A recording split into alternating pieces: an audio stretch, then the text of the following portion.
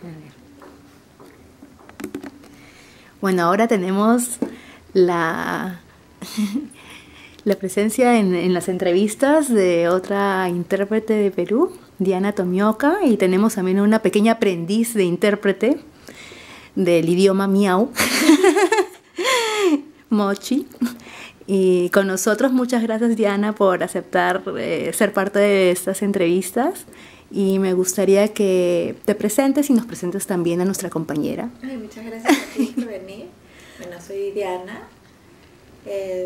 Mis idiomas son inglés, español, portugués y quiere la Mochi. Quiero que la presenten en su continente.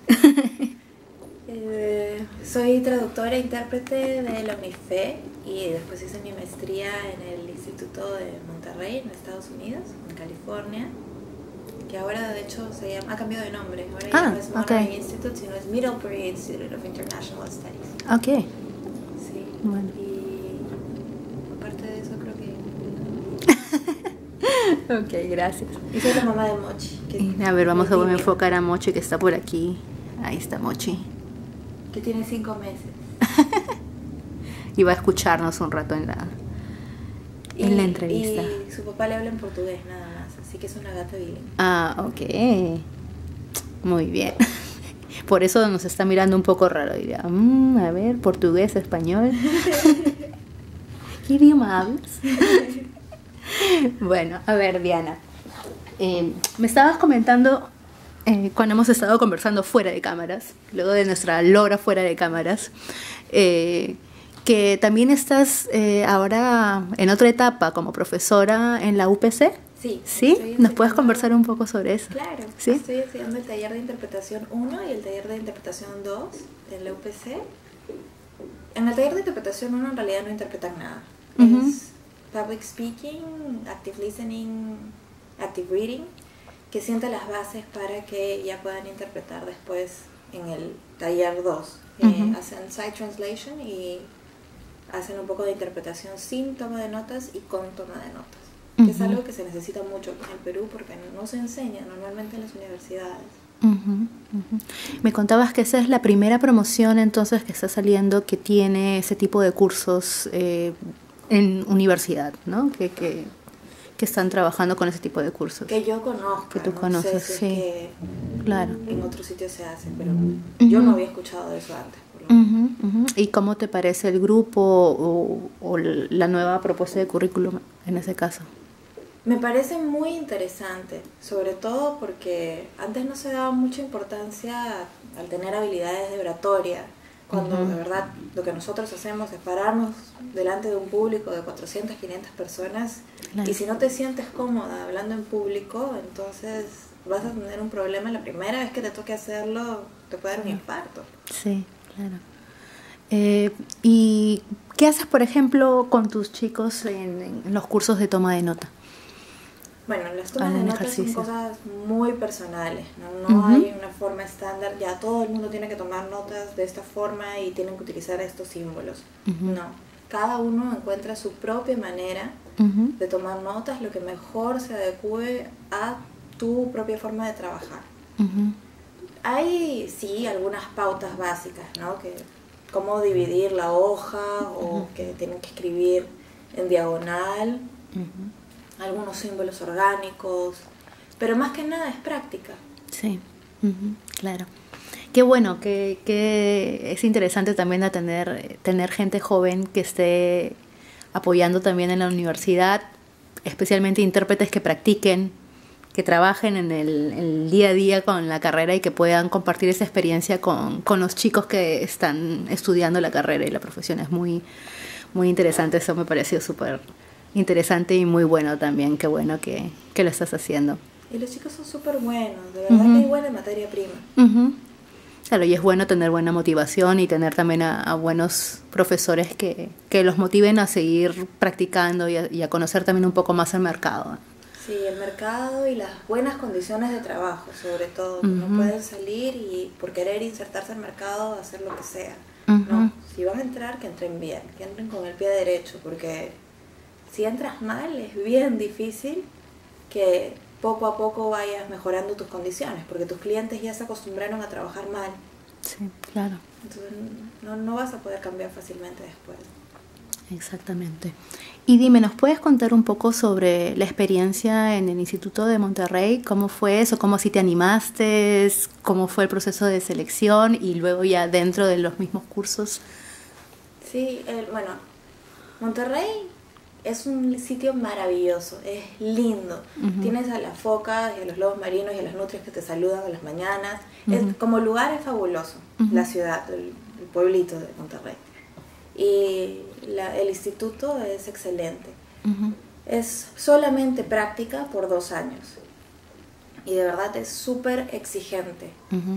Tienes que tener como base los idiomas y tienes que hablar muy muy bien para que te acepten. Tienes los EDTs, que son los exámenes de admisión en los idiomas de trabajo, y después ya van filtrando una vez que ya estás adentro, ¿no? Si es que has pasado los exámenes, luego ya te filtran en los cursos, si es que puedes seguir para el área de conferencias o si es que solamente vas como traducción e interpretación. Ah, ok. Entonces tienes esos, digamos, 2 áreas dentro de lo que es la misma. Hay 3, los dos. Okay. Que es localización y, bueno, project management, todo ese tipo de cosas, con traducción. Y luego lo que ellos le llaman TNI, que es traducción e interpretación, pero esa interpretación, ese I en interpretación no es de simultánea, es interpretación de enlace, interpretación consecutiva. Okay. Y luego está interpretación de conferencias, que sí que es simultánea. Simultánea y consecutiva. También, ok. Sí. ¿Y cómo fueron esos 2 años para ti? Difíciles, bien complicados. Yo ya tenía, no sé, alrededor de 3 años de experiencia tal vez, de trabajo como traductora e intérprete en Mina antes de irme a Monterrey. Entonces, dentro de mi cabeza yo tenía la idea, no puede ser tan complicado, es algo que yo ya estaba haciendo por 3 años, no lo debo hacer tan mal. Mentira, di los exámenes de admisión, bueno, aparte de los exámenes de admisión hay otro examen que es para ver si te puedes saltear un año. Ok. Si es que das estas pruebas de traducción e interpretación bien, entonces te salteas todo el primer año y puedes empezar directamente con el segundo. Entonces yo hice eso porque dije, ya tengo años de experiencia.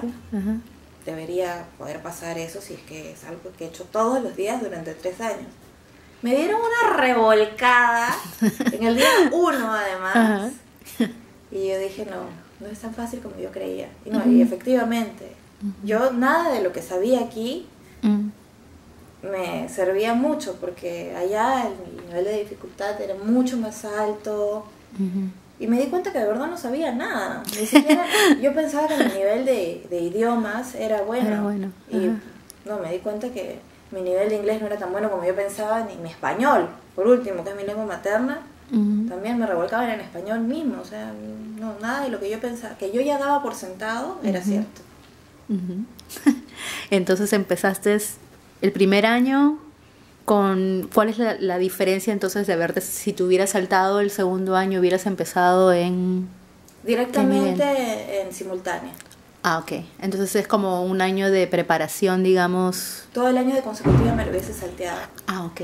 Perfecto. Y consecutiva era lo que más me faltaba, porque aquí de verdad yo nunca aprendí esas técnicas de toma de notas, ni nos hacían hacer estos ejercicios de memoria. Sí. No. Entonces eran ejercicios prácticos, todo completamente práctico. Todo era práctico, no había casi nada de teoría. ¿Y cómo hiciste para mejorar tus idiomas de trabajo? ¿El inglés, portugués? No, allá en ese francés. Caso. Ah, ok, tenía francés como C. Y no sé cómo pasé, de verdad, porque después de eso ya nunca más... Bueno, en esa época sí veía francés todo el tiempo, ¿no? Pero ahorita ya... Ya no. Nada. Pero... No sé, estudiaba todo, lo único que hacía todo el día durante 2 años era practicar. ¿Sí? Porque tampoco es que estudies, tengo mi libro, tengo que memorizarme esto. No, era practicar y practicar. Por cada hora de clase que teníamos que tener 2 horas de trabajo en grupos. En clase solamente te daban directrices, pero la práctica real la hacías con tu grupo de trabajo. ¿Y qué te pareció entonces ese tiempo de estudio? Muy bueno. Sobre todo porque nos acostumbraron a dar feedback constantemente. Ujú. Discurso que hacías, primero que tú te tenías que escuchar y darte a ti misma feedback, Ujú. y después que también te escuchaban 2 o 3 personas y teníamos una hoja de evaluación y te decían, ya, en sentido esto lo dijiste bien, esto lo dijiste mal. Ujú. Con respecto al delivery, esto también fue bueno, esto fue malo. Y me parece que la única forma que tienes de aprender es cuando te hacen notar tus errores. Porque si no, Sí. tú empiezas a interpretar y dices, ay, estoy interpretando, qué bien que lo hago. Ujú. Pero si tú eres la única persona que te escuchas y ni siquiera te vuelves a escuchar, sino en ese momento, Ujú. entonces no vas a notar un montón de cosas que haces mal. Claro. O de repente no mal, pero no tan bien. Claro, En los cambio, puntos de cuando- mejora. Sí. Ujú. En cambio, cuando tienes personas que están allí solamente para eso, ahí es realmente donde te das cuenta, ay, esto puede haberlo hecho mejor. Ujú. O esto de plano no me salió bien, o no entendí esta idea. Claro. ¿Y tenías la opción entonces de volver a trabajar con el mismo texto, Sí. con el mismo audio y plantear nuevas opciones? Sí, a veces sí. A veces sí. Ajá. A veces sí, te dan un audio para que lo trabajes hasta que te salga perfecto y en Ujú. otros casos en inédito. En el momento. Ujú. Sí. Depende del ejercicio. Claro, claro.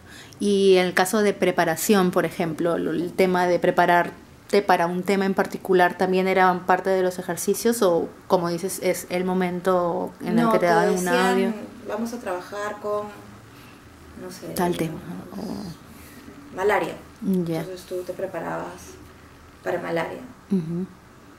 Y dentro de los cursos también habían como especializaciones en áreas, digamos, no sé, interpretación médica, legal, o era algo mucho más genérico. Había cursos para legal, pero más que cursos, talleres. Ujú. Ok. Y algo de médico también. Bueno, hacíamos prácticas también. Bueno, trabajo voluntario, más Ya. que prácticas, Ujú. en una institución que se llama Rotacare. Y ahí iba gente que no tenía dinero y hasta recibir atención médica. Y no podían pagar por su atención médica, mucho menos iban a poder pagar por intérpretes. Entonces Claro. íbamos nosotros, los del instituto, a hacer ese trabajo voluntario. Ujú. Y fue una experiencia linda. Me imagino Y que después sí. de eso hice prácticas en Stanford, también en el hospital. Ajá. Ya.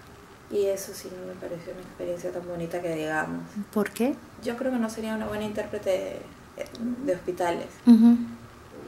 Porque yo no me desligo mucho de lo que veo. Ujú. Para Sí. mí, separar la parte emocional es bien complicado. Claro. Entonces, yo recuerdo que salía de la consulta, me tenía que meter al baño a llorar porque no podía. Claro, emocionalmente es una carga muy fuerte, ¿no? Sí. Definitivamente todo intérprete, no sé, en zonas de conflicto o eso, en hospitales o en algún tipo de servicio a alguien de le dicen te ayuda. vas a morir o tienes cáncer o Claro. qué sé yo, ¿no? Ese tipo de cosas. No me gusta ser la persona que lo digas, a pesar de que no soy yo la que lo estoy diciendo. Pero no me gusta ser Ese la vínculo. vía.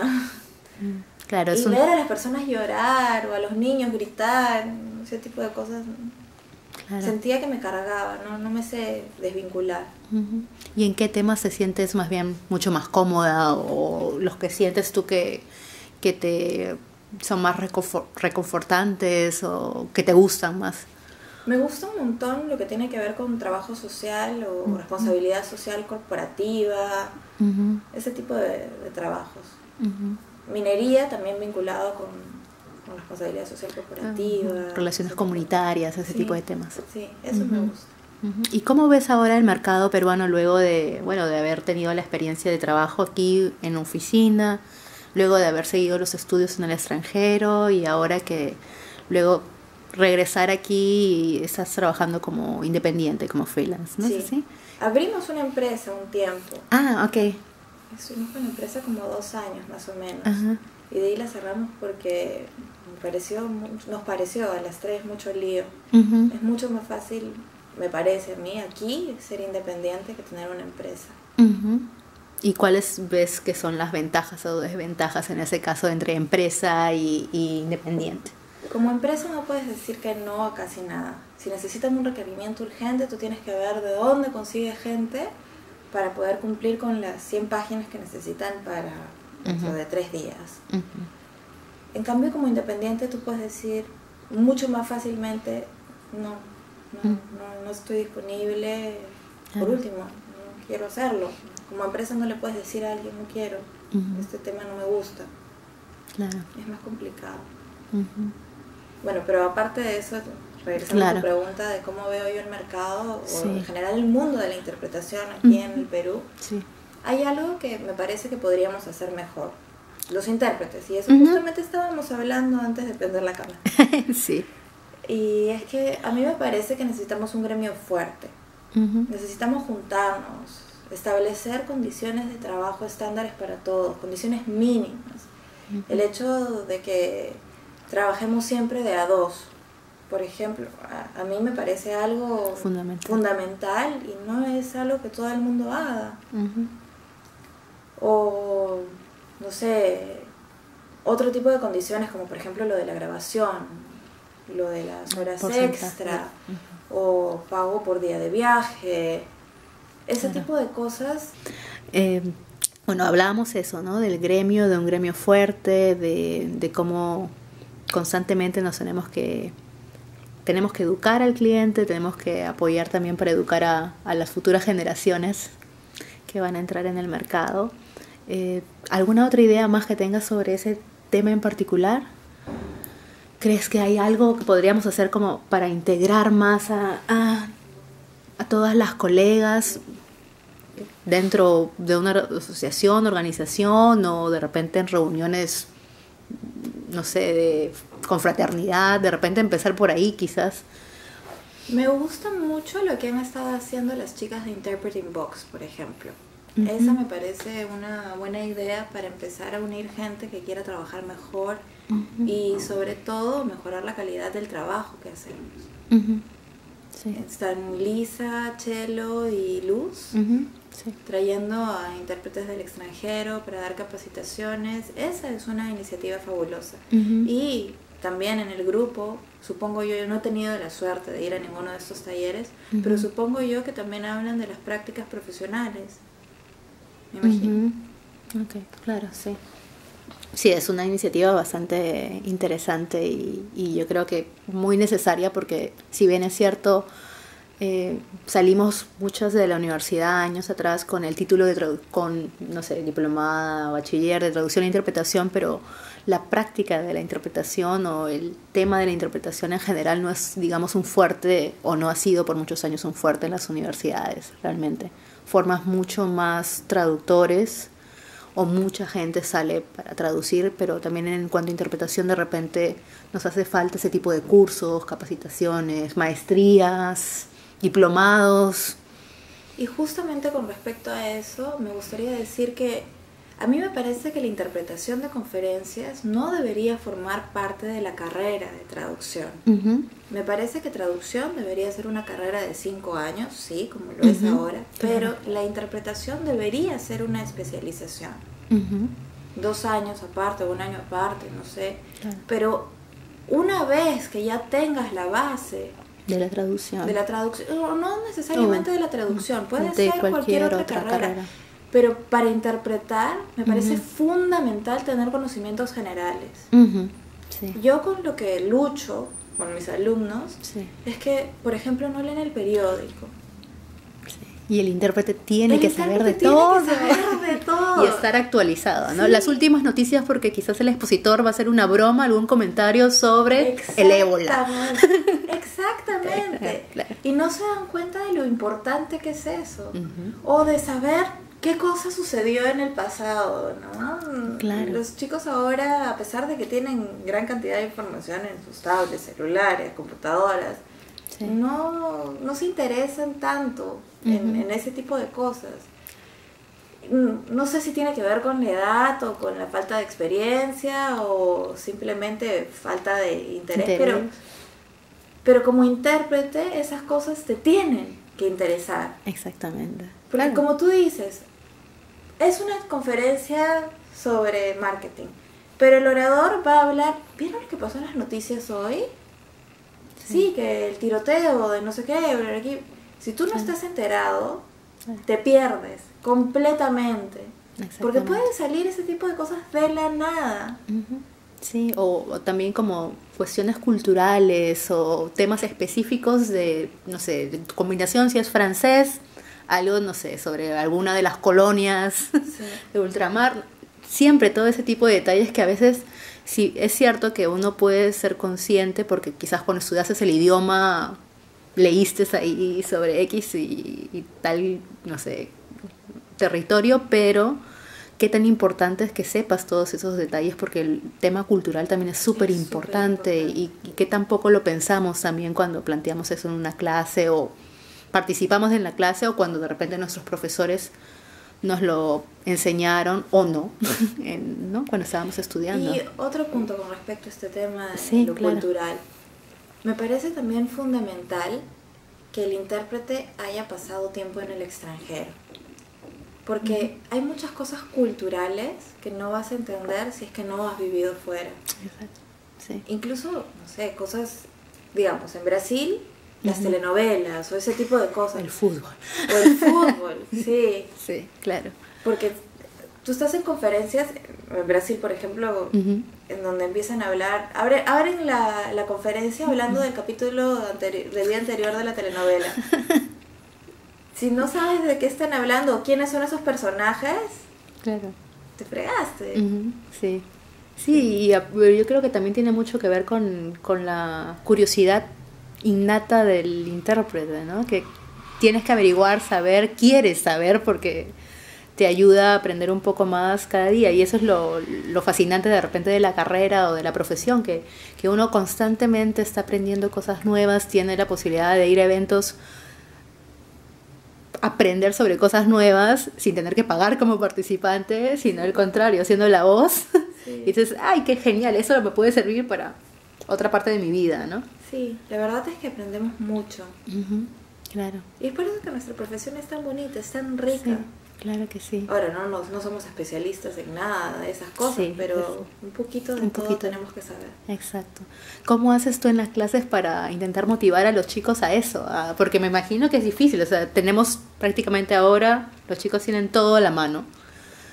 Y ese tener toda la disposición de, no sé, Google, te hace también un poco más retraído quizás, o bueno, no te importa tanto porque, bueno, lo buscas y ahí está, ¿no? Bueno, en el taller 1, que en donde básicamente solo hacemos public speaking, active reading, active listening, toda la primera parte del taller, o sea, hasta antes del parcial, en toda clase los chicos tienen que hablar acerca de una noticia que hayan leído. Y eso no porque quiero que ellos me informen de lo que está pasando en el mundo, sino porque quiero que se hagan de la idea que siempre tienen que estar leyendo el periódico. Y no solamente la sección de farándula, ¿no? Claro. Que también puede ser chistes, interesante. el horóscopo. No, hay más aparte de eso en el periódico. Sí, claro. ¿Y qué te ha parecido la experiencia de estar enseñando, de ser profesora en este año? A mí me encanta. De verdad que me parece gratificante y es bonito enseñar, transmitir algo de lo que de verdad tampoco es que sepa mucho, pero aunque sea un poquito de lo que sé. Ahora, tampoco pienso hacerlo siempre, ¿no? Es una etapa. Es una etapa, sí. Quién sabe, tal vez cuando ya tenga más edad y ya tenga más libertad para hacer más cosas y regresar a la universidad. ¿Y qué crees que sería necesario en ese tipo de cursos o clases? ¿Cómo motivar de repente a tener más personas, más intérpretes en el caso de las carreras de interpretación, activos que quieran participar? ¿Cómo motivarlos? Lo que conversamos hace rato, ¿no? ¿Cómo motivar a profesionales con años de experiencia a que se animen a enseñar a los chicos?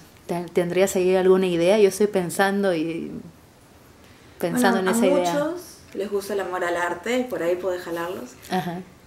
Y bueno, no sé, tal vez retribuir mejor a los profesores o darles más flexibilidad. de horarios. Ujú. Sobre todo nosotros, los intérpretes, nunca sabemos cuándo tenemos que trabajar ni a qué horas. Sí. Entonces, tal vez dando más flexibilidad a los profesores Se puede motivar más. Sí, puedes motivar más a tener profesores que estén en ejercicio en las universidades también. Sí, que es importante, ¿no? Muy importante. ¿Cuántas? Ahorita tenemos 4 universidades. Sí, ¿no? Está la Ricci, UNIFE, UPC, César Vallejo. Que dan la carrera, porque antes eran 2, ¿no? Ahorita. Y de ahí creo que Eurodiomas también. Sí, bueno, por creo ahí. Que la Garcilaso está intentando implementar el programa también, pero no lo ha implementado hasta ahora. No estoy segura. Ok, bueno, pero por ahí, claro, son más opciones y definitivamente más estudiantes que se están interesando en la carrera porque ven que hay un futuro, y realmente sí que hay un futuro en ella. ¿Cómo lo ves tú?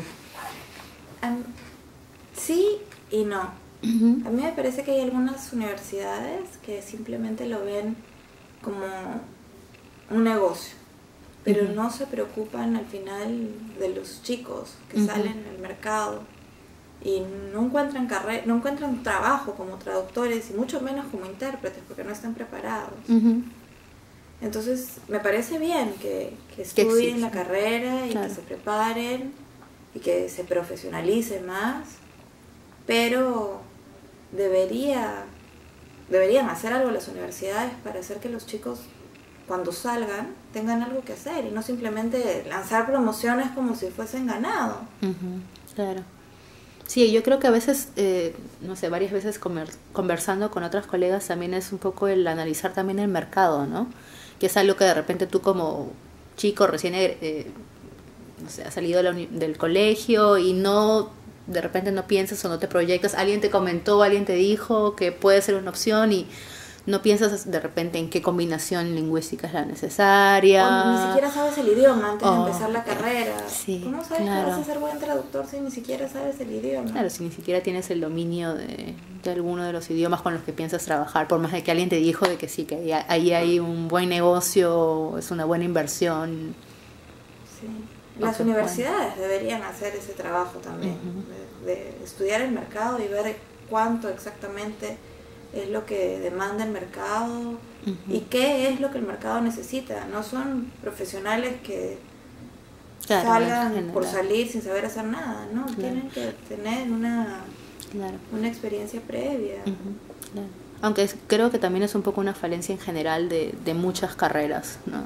en el país. Es un problema del Perú, me parece, porque las universidades aquí se abren como restaurantes. Cientos de universidades.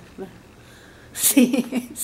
De verdad. Sí. Y solamente es para sacarle plata a la gente y eso está muy mal. Sí, pues. A ver, regresando de repente un poco al tema de la maestría o cursos de especialización, ¿qué te hizo decidir o elegir Monterrey como opción dentro de repente otras posibilidades que estuvieses analizando o siempre fue ese tu objetivo? Yo creo que siempre fue ese mi objetivo. El problema con los otros programas de maestría que yo vi era que eran en Europa. Y los programas en Europa están diseñados más para gente europea, ¿no? Entonces español de España, inglés de Inglaterra. Yo me sentía más cómoda con inglés de Estados Unidos y también pensé en esa época que por la proximidad entre Estados Unidos y Perú iba a tener más trabajo con empresas estadounidenses o canadienses. Aunque, bueno, ahora creo que no es tanto así porque trabajo un montón también con británicos y australianos. Claro. Pero bueno, en esa época pensaba eso, ¿no? Y por eso quería irme a Estados Unidos. Aparte, yo siempre... ¿Por qué me metí al instituto? Ya para responder la pregunta que estoy dando vueltas y no te respondo nada. Porque yo siempre quise ser intérprete de la ONU. cuando yo empecé a estudiar la carrera, yo era Mafalda, ¿no? Yo quiero trabajar en la ONU, voy a resolver los problemas de la humanidad siendo intérprete de la ONU. Y dije, no, pues de una empresa minera, de ser traductora e intérprete en una empresa minera, ¿cómo hago para llegar a la ONU? Tiene que haber algo en el medio.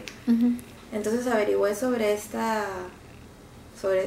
instituto, este programa, y es súper bueno, es muy bien reconocido, y mucha de la gente que egresa de ahí termina en este tipo de organizaciones grandes, internacionales. Claro. Entonces dije, ya, ahí quiero ir. Después de 2 años ahí me di cuenta que ni hablar podría trabajar para la ONU. ¿Por qué? Porque, bueno, es porque te mandan a Nueva York o a Nairobi. Bueno, claro, tienen las sedes. Y ninguno de los sitios, después de haber ido a Nueva York, digo, no podría vivir aquí.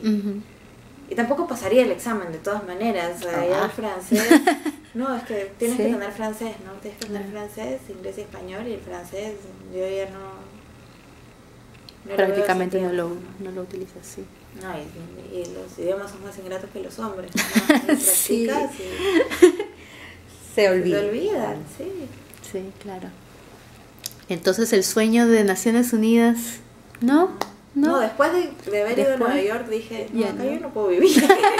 Bueno, ni es una opción, sí. Sí, ¿no? Y me gusta Lima, aparte, me gusta vivir aquí. Me parece que podríamos tener mejores condiciones de trabajo aquí, eso es cierto. Pero es una ciudad bonita, es un buen lugar para vivir. Entonces, ¿te proyectas más todavía aquí en Perú, o ya en Perú definitivamente, o de repente por ahí algún otro lugar o opción? Tal vez en algún momento ir a Brasil. Estuve trabajando un tiempo en Brasil. Hice también un programa de interpretación allá en la Universidad Católica de Río. Lo hice por 6 meses. Es un programa de 2 años. Es un posgrado. Pero como yo ya acababa de terminarlo de Monterrey, me dijeron, tú puedes irte al último ciclo. Entonces, no es exactamente como si me hubiesen convalidado todo, pero ya no tenía que hacer el resto, ¿no? Pero tampoco es que tengo el título ni nada, simplemente fui alumna libre. Me dijeron que me iban a dar un certificado. Y bueno, y ahí sí se respetan las condiciones de trabajo para los intérpretes. La mayoría de intérpretes con los que trabajé eran AIC. Yo estaba fascinada porque me parecía que las tarifas eran buenas y las condiciones de trabajo eran excelentes. Porque si tú trabajases 1 hora, te pagaban la jornada completa porque ya perdiste todo el día, por ejemplo, ¿no? Claro. Y no sé, todo funcionaba en términos de interpretación, todo funcionaba bien. Entonces tal vez irme allá un tiempo, practicar un poco más allá. El portugués. Pero ahí yo hacía más español-inglés, inglés-español que portugués. Porque no había muchos intérpretes que pudieran hacerlo, entonces me fue relativamente fácil entrar al mercado con eso. Bueno, y porque tenía contactos de la universidad, ¿no? Claro. Que eso siempre es el tema, ¿no? Cómo insertarte en el mercado. Y cómo insertarte bien también, porque no te quieres insertar con justamente los que están con malas prácticas o que cobran el cliente 1/3 de lo que deberían, qué sé. Claro. ¿Y cuáles, no mencionaste esas buenas prácticas de la carrera para de repente las personas que están escuchando y que no conocen cuáles son esas buenas prácticas? ¿Nos puedes comentar un poco más? Por ejemplo, lo de la hora, ¿no? El día, a pesar de que trabajes 1 o 2 horas. Bueno, pero eso es allá. Acá claro. no funciona. Acá los clientes no están acostumbrados a eso y no lo aceptan, o muy pocos aceptan, aunque deberían hacerlo. Bueno, mandar material de preparación con mucho tiempo de anticipación, tener la agenda organizada, porque en muchos casos te mandan o te dan la agenda cuando tú llegas, no sabes nada de nada. Llegas y te enteras del tema. Sí, la lista de nombres de la gente que va a hablar. Exacto. También cuando te graban, pagar ese porcentaje por la grabación. Todo ese tipo de cosas tienen que estar establecidas desde el inicio y aprobadas por el cliente, ¿no? Sí, es un poco hacia lo que deberíamos de enfocarnos, ¿no? El conseguir esas buenas condiciones de trabajo sin tener que lucharlas constantemente, sino que se den ya por sentadas, ¿no? Que digas, ok, eso es así, yo estoy trabajando, se espera que esas condiciones se cumplan. Y si no es contigo, que el siguiente intérprete diga exactamente lo mismo. Y si no es ese otro, el otro también. Exactamente. Como te decía, no tenemos que competir con tarifas o con condiciones subestándares, solamente con nuestro trabajo. Exactamente. Se acabó. Sí. Sí, definitivamente es algo en lo que todos tenemos que trabajar y bastante. Sí, por eso sería... Porque se puede, ¿no? Porque existen otros casos en otros países, en otros lugares en donde se puede. Porque nosotros no. Exactamente, sí. Y a veces de repente es eso, no es bueno. Y parte también de esta idea de los videos es eso, es compartir, porque si bien es cierto, muchas veces puedes decir pecar de inocencia, de desconocimiento, pero si lo tienes ya mucho más público, si cada vez más se habla más sobre las buenas condiciones, sobre tarifas justas y apropiadas para el trabajo, definitivamente ya no hay excusa para decir, no sabía, nunca nadie me contó o no me enteré, porque ahora pues la idea es que toda esa comunicación sea más difundida y también pública, ¿no? Abierta a todo el que le interese de repente trabajar dentro del campo. Sí. Bueno, ¿quieres agregar algo más, Diana? ¿Te gustaría compartir algo más conmigo, con nosotros, con todos? ¿No? ¿No? Sí. Ok, entonces muchísimas gracias.